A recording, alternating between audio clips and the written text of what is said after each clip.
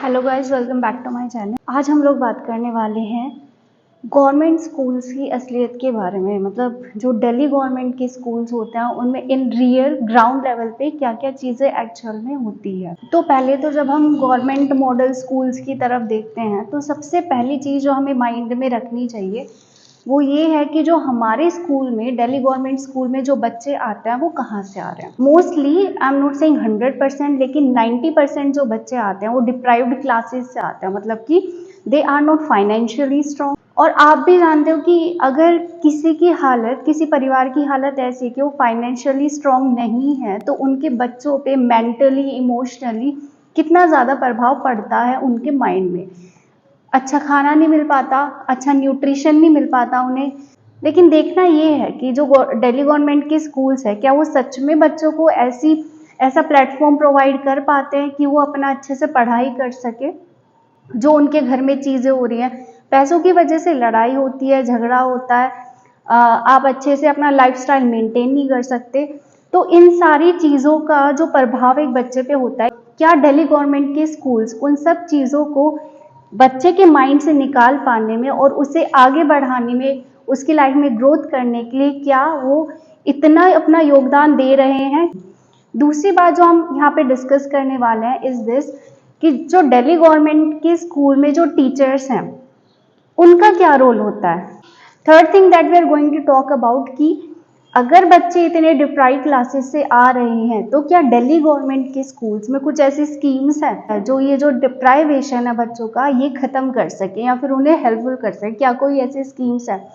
तो स्टार्ट करते हैं। पहले देखो, जो बच्चों का दिन होता है, मैं आपको पूरी स्टार्टिंग से लेके लास्ट तक के और बीच में जो भी पॉइंट्स आएंगे वो सारे ब्रीफ में बताने वाली हूँ।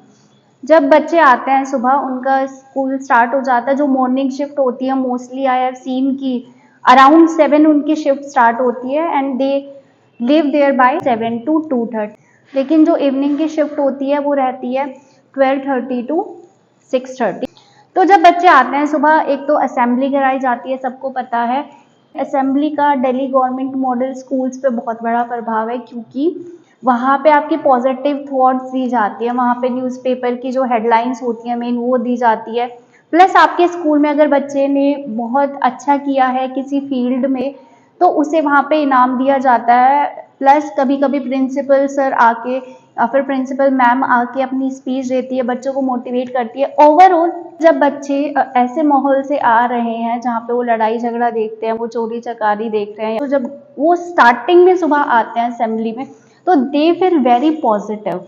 उनकी जो पॉजिटिविटी है वो इंक्रीज हो जाती है। उसके बाद जब आपका पीरियड लगने स्टार्ट, तो जो पहला पीरियड होता है दिल्ली गवर्नमेंट स्कूल्स में उसे बहुत ही अच्छा नाम दिया गया है, जो कि मुझे पर्सनली बहुत पसंद है, happiness curriculum, happiness classes. Happiness classes में आके उनकी जो क्लास टीचर होती है उनसे बातें करती हैं। मंडे को माइंडफुलनेस कराई जाती है। माइंडफुलनेस मतलब कि आप बच्चे को मेडिटेशन करा रहे हो, आप बच्चे को मेडिटेशन सिखा रहे हो, आप उसे बता रहे हो कि आप खुद पे फोकस कैसे रखोगे, आपके सराउंडिंग में नो मैटर कितनी नेगेटिविटी है, आप खुद को कैसे पॉजिटिव थॉट से सराउंड रखोगे और अपना फोकस बना के रखोगे। ट्यूसडे वेडनेसडे को आपकी स्टोरी टेलिंग होती है। एक हैप्पीनेस करिकुलम के अंदर हमें एक बुकलेट दी जाती है जो कि उनमें बहुत सारी कहानियाँ होती हैं। तो ट्यूसडे वेडनेसडे उनमें से एक कहानी कराई जाती है। उसके बाद थर्सडे फ्राइडे उस कहानी के अंदर ही जो एक्टिविटीज़ होंगी उस कहानी के बेसिस पे आप वो कराएंगे। उसके बाद सैटरडे में क्या होगी, एक्सप्रेशन। सैटरडे में आपका एक्सप्रेशन आता है, मतलब कि आपने पूरे वीक में जो सीखा है हैप्पीनेस क्लासेस में आप उसे एक्सप्रेस करिए। आप बताइए कि आपने उससे क्या सीखा है। तो मेरी नज़रों में आई थिंक हैप्पीनेस करिकुलम का जो पूरा एजेंडा है वो बहुत ही अच्छा है, क्योंकि जो हैप्पीनेस क्लासेस है वो रूट कोज तक जा रही है। किसी भी सिचुएशन में खुद को कैसे स्टेबल रख रहे हो, आप खुद को कैसे पॉजिटिव रख रहे हो, that's the main aim of our life. तो लेट्स मूव फॉरवर्ड। उसके बाद आपकी रूटीन क्लासेस स्टार्ट हो जाती हैं। सेकेंड पीरियड हुआ, थर्ड पीरियड हुआ, fourth, fifth, six, seventh and 8। 20 minutes का आपका लंच ब्रेक होता है। उसमें बच्चों को लंच खाने के लिए टाइम दिया जाता है। लंच टाइम में सेंट्रल गवर्नमेंट की बहुत बड़ी स्कीम और अच्छी स्कीम जो मैं मानूंगी, मिड डे मील दिया जाता है बच्चों। मिड डे मील में भी आपका एक पूरा रूटीन होता है वीक का कि आपको मंडे को ये मिलेगा खाने को, ट्यूसडे को ये मिलेगा, वेडनेसडे को। प्लस बच्चों के लिए कंपल्सरी नहीं होता है कि आपको लेना ही लेना है। अगर आप अपने घर से कुछ लाना चाहते हो, आप अपने घर से खाना चाहते हो, then it's up to you. बच्चों का जो न्यूट्रिशन होता है उसके ऊपर जो ध्यान गया है, इस चीज़ की वजह से, मिड डे मील की वजह से उन्हें प्रॉपर न्यूट्रिशन मिल पाता है। ये एक बहुत ही अच्छी बात है। लेटेस्ट अभी दिल्ली गवर्नमेंट ने हर क्लास के बच्चों का एक डाटा लिया था, जिससे कि हमें बतानी थी बच्चों की वेट प्लस हाइट, मतलब कि उनकी एज के हिसाब से उनकी जो हाइट है और उनका जो वेट है, जिसे हम बॉडी मास इंडेक्स बोल देते हैं, बीएमआई बोल देते हैं, उसे मेजर करने के लिए। और जो बच्चे अंडर न्यूट्रिशन की कैटेगरी में आए हैं तो उन्हें प्रॉपर न्यूट्रिशन प्रोवाइड कराना। टीचर का रोल यहाँ पे ये आ जाता है कि आप बच्चों को समझाएं कि न्यूट्रिशन कितना इम्पोर्टेंट रोल प्ले करता है हमारी बॉडी के ऊपर, हमारे माइंड के ऊपर और हमारे फ्यूचर के ऊपर भी। जब न्यूट्रिशन पे बात आती है तो दिल्ली गवर्नमेंट की एक और स्कीम है, राशन डिस्ट्रीब्यूशन स्कीम। वहाँ पे भी जो बच्चों का राशन होता है वो उन्हें प्रोवाइड किया जाता है। राशन में आपका तेल होता है, आपके चावल हुए, आपकी दाल हुई, तो ये सारी चीज़ें बच्चों को प्रोवाइड कराई जाती है कि वो प्रॉपर खाना खा सके और अपने न्यूट्रिशन का ध्यान रख सके। तो अगर हम न्यूट्रिशन पे आए हैं तो न्यूट्रिशन में एक और चीज़ देख लेते हैं। दिल्ली गवर्नमेंट स्कूल्स में ये भी बच्चों के लिए सुविधा प्रोवाइड कराई गई है कि उन्हें फॉलिक एसिड की टैबलेट्स दी जाती हैं। Folic acid is your iron containing tablets. What is the role of iron containing tablets? They are useful in making the hemoglobin of the children. मतलब कि जो बच्चे हैं उनमें जो खून बनाने की जो क्षमता है वो इंक्रीज हो जाती है, क्योंकि बच्चों में आयरन की बहुत कमी होती है, इसलिए उनमें जो ब्लड लेवल होता है वो बहुत कम होता है, जो हीमोग्लोबिन लेवल उनमें होता है वो बहुत कम होता है। तो that's also very good scheme from the Delhi government side. Now let's talk about the देशभक्ति करिकुलम। मतलब रूटीन क्लासेस में आपकी एक देशभक्ति का पीरियड भी लगता है हर क्लास में। देशभक्ति का पीरियड इसलिए लगता है कि हम बच्चों को समझा सके, उन्हें बता सके कि आपके जो देशभक्त हुए थे उन्होंने आपके लिए क्या क्या किया है। नॉट ओनली जस्ट दैट, आपको बता सके कि आपका कॉन्स्टिट्यूशन क्या कहता है। आप सच्चे देशभक्त खुद में कैसे बन सकते हो। मतलब कि फॉर एग्जाम्पल छोटा सा है कि अगर आप स्टूडेंट हो तो एज ए स्टूडेंट आप सच्चे देशभक्त होने के नाते क्या कर सकते हो। तो ओवरऑल ये भी बच्चों को काफी एक पॉजिटिव वे में उन्हें मोल्ड करता है टू बी अ देशभक्त in their own way. Now अब बच्चों को जैसे स्कूल आना है तो उन्हें ड्रेसेस भी चाहिए होंगी, उन्हें किताबें भी चाहिए होंगी। तो ये सारी चीजें क्या इनके लिए दिल्ली गवर्नमेंट स्कूल कुछ करता है या नहीं? So my answer will be yes. बच्चों को प्रॉपर ड्रेस के लिए भी पैसे उनके डायरेक्ट आधार कार्ड से लिंक्ड उनका जो अकाउंट होता है उस पर प्रोवाइड कराए जाते हैं। प्लस उनके टेक्स्ट बुक के, उनकी किताबों के जो पैसे होते हैं वो भी उनके डायरेक्ट अकाउंट में डाले जाते हैं। जो यहाँ पे अगर मैं गर्ल चाइल्ड की बात करूँ तो गर्ल चाइल्ड के लिए थोड़ी और एक्स्ट्रा स्कीम्स आ जाती हैं। For example Ladli scheme. जैसे ही आपकी लड़की फॉर एग्जाम्पल उसने 6 क्लास पास की, 9 क्लास पास की, 10 क्लास पास, 12 क्लास पास की, तो जैसे ही वो एक नया माइलस्टोन हासिल करती जाती है अपने स्टडी के अंदर, क्लासेस में इंक्रीज करती जाती है, उसे 5000 रुपीज का हर बार एक अमाउंट दिल्ली गवर्नमेंट स्कूल्स की तरफ से उनके अकाउंट में दिया जाता है। तो ये भी आई थिंक बहुत बड़ी चीज़ होती है। जिनके पास पैसा नहीं है तो दिल्ली गवर्नमेंट अगर ऐसे बच्चों को सपोर्ट कर रहा है किसी भी तरीके से, तो I think that's a very good initiative as being a human also. Now let's talk about कि ये सारी चीज़ें हो गई हैं, तो क्या इनके अलावा भी कोई ऐसी चीज़ें हैं जो दिल्ली गवर्नमेंट बच्चों के लिए कुछ करती है? तो yes. For example post matric OBC scheme, post matric SC scheme, pre matric OBC scheme and pre matric SC scheme. इसके अंदर भी बच्चों को, जो बच्चे आपके यहाँ पे क्वालिफाई हो जाते हैं डॉक्यूमेंट सबमिट कराने के लिए, उन बच्चों को एक अमाउंट दिया जाता है जो कि उन बच्चों के लिए और उनकी फैमिली के लिए बहुत ही ज़्यादा हेल्पफुल होता है। तो आई थिंक ओवरऑल जो भी गवर्नमेंट सोच रही है दिल्ली गवर्नमेंट स्कूल्स में, it's a very good initiative. Like I really appreciate this. Now let's come to the teachers part. We are also going to discuss about the teachers role. Now teachers को Delhi government schools में पहले उन्होंने assembly कराई आपकी, उसके बाद आपने happiness class ली, उसके बाद आपने रूटीन क्लास ली।